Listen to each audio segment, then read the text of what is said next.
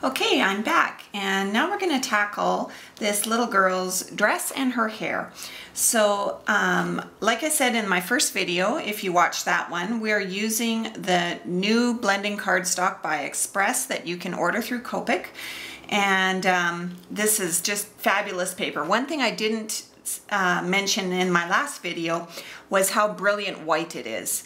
There's lots of different colors of white out there, obviously, that you know, and this is quite a brilliant white. So your colors show up nice and vibrant, and you get a really nice look to it. Now, for her dress, I'm going to use 4 different colors. I'm going to use YR000, YR00, YR02, and YR04.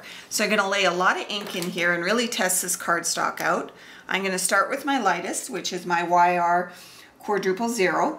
And what I'm going to do is I'm going to color this base of this dress, everything but where I'm going to have my biggest highlights. So as you can see, I left white,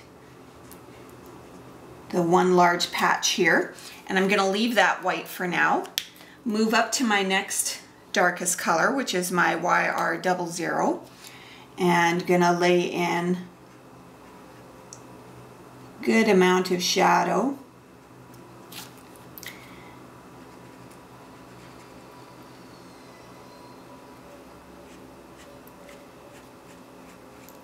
And I'm going to almost completely cover that first color, but not quite. All right. Moving on to my next color, the YR02. And again, where I go probably about halfway into my next color with this deep shadow, because I have one more color left that I've got my deepest of shadow for. So I'm going to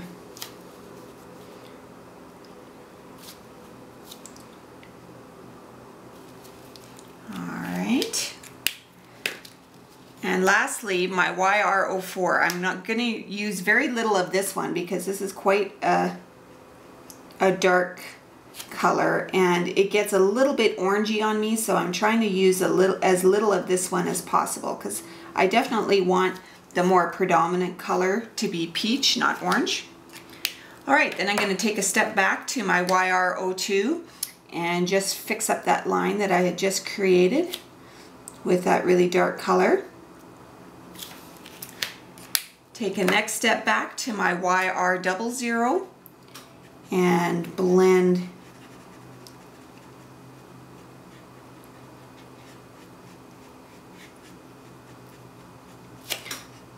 I really like the blendability of this cardstock. It's quite nice. So, you know, I just kind of have to touch the colors and it's porous enough and soft enough that I can get a decent blend on it. And go back to my original base color, which is my YR000. And here I'm just blending in my last line.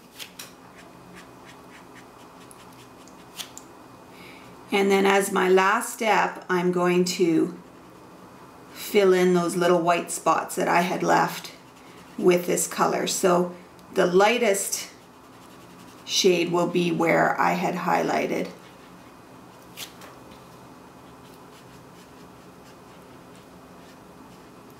So you'll notice that a light color will always push a dark color out of the way. That's kind of the nature of how this ink works.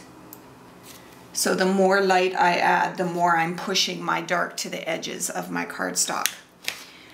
Now for her hair, I'll do that really quickly too. I'm using the combo of E53, E55, E57, and E59. I'll start with my lightest, my E53, and again, I'm going to color everything but the area of the most highlight. So I'm going to leave, I like to color the crown of these little girls' hair dark, and I'm trying not to get my hand in the way so that you can see properly.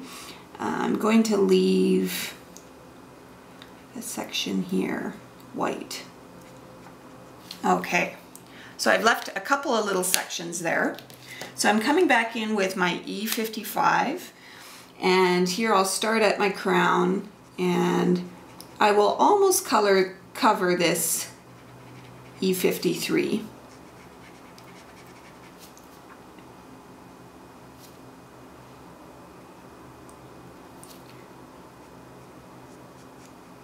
You're in for a treat today. The dog's not barking and the neighbor isn't mowing his lawn, so get up early enough and that's what happens. Okay, E57, again, deep in the crown, kind of under her head where there would be naturally shadowing from her head, and near the back.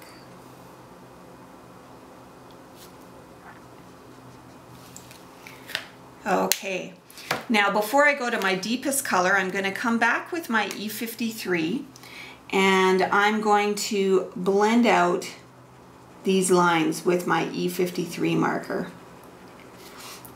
They're a close enough step that I can use this marker to do my blending.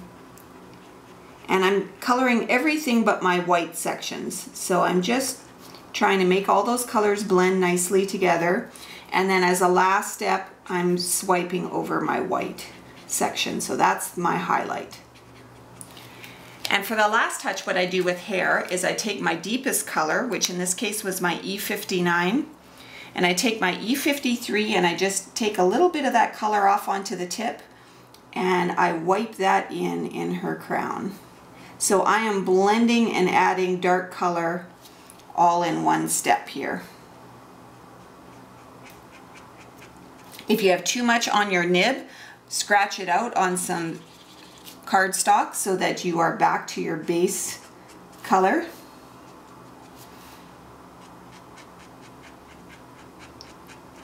But I like to use this tip to tip technique for hair. It works really well for hair.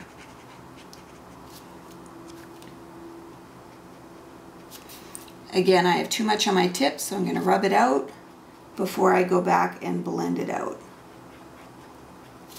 So hair just takes a little bit of fussing. We all have to fuss with our hair, so it's no different on paper. So there's a little example of that. Now my next video that I'm going to show you, I'm actually going to show you another new product that was released at Summer CHA. It's a masking product, so we're going to get out our airbrush and do a little bit of background fun. So stay tuned for that. Thanks for watching.